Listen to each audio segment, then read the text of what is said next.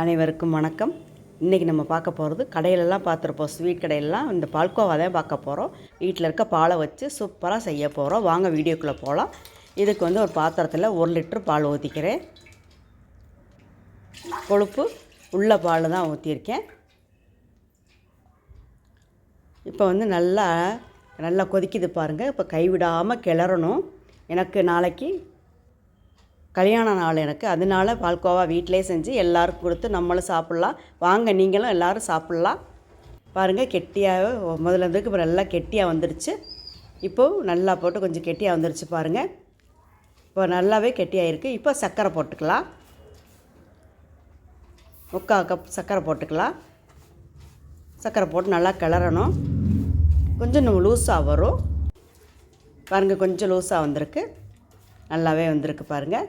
நல்லா தேய்ச்சி விட்டு அந்த ஆடையெல்லாம் இருக்கும்ல, அதெல்லாம் நல்லா உடச்சி விட்டு நல்லா கோவா மாதிரி நல்லா அப்படி தேய்ச்சி விட்டு கிளறணும். பாருங்கள் எவ்வளோ இந்த பால்கோவா ஸ்ட்ரெச்சர் வந்துருச்சு பாருங்கள். இப்போ 1 டீஸ்பூன் நெய் விட்டுக்கலாம். அந்த ஸ்ட்ரெச்சர் அப்படி வந்துருச்சு பாருங்கள். சூப்பராக ஒட்டாமல் வருது பாருங்கள். இப்போ இறக்கிடலாம். ஒரு நெய் பிளேட்டில் இதை கொட்டி வச்சுக்கலாம்.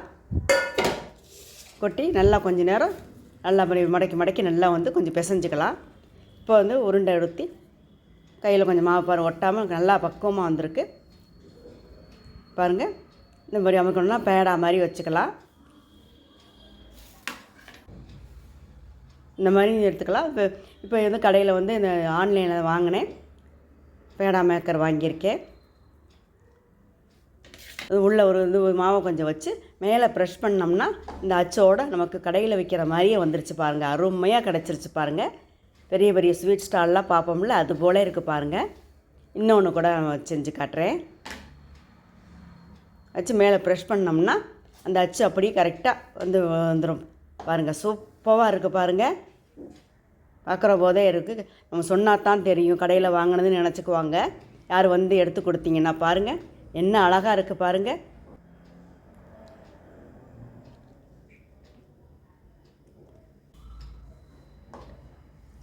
இன்னும் ஒன்றையும் செஞ்சு காட்டுறேன் பாருங்கள்.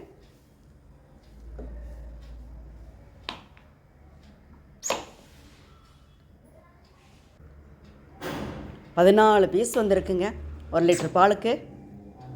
பாருங்கள் சூப்பராக செஞ்சாச்சு. நீங்களும் இது போல் செஞ்சு பாருங்கள். எப்படி இருக்குன்னு கருத்துக்களை கமெண்ட் பாக்ஸில் சொல்லுங்கள். வீடியோவை முழுமையாக பாருங்கள். வாங்க என்னோட சேர்ந்து கல்யாண நாள் கொண்டாடலாம்.